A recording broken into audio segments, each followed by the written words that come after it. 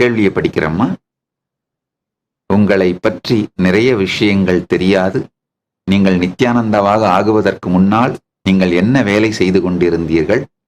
John ஐயா ஒரு பத்திரிகையாளர், அவர்களுடன் நீங்கள் நெருக்கமானவர் என்பது தெரியும். அப்போது என்ன செய்து கொண்டிருந்தீர்கள்? இதை தெளிவாக சொன்னீர்கள் என்றால் மகிழ்ச்சி அடைவோம்.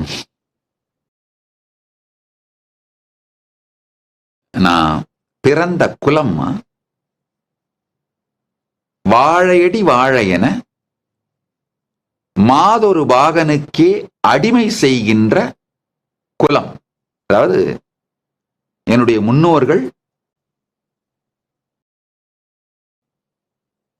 அண்ணாமலையாருக்கு அடிமை செய்வதற்காகவே தன்னுடைய குலத்தையே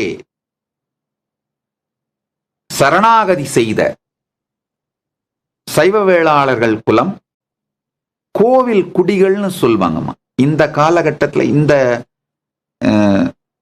இந்த தலைமுறை மக்களுக்கு இது புரியுமான்னு தெரியல. சில தலைமுறைகளுக்கு முன்பாக இது இருந்தது.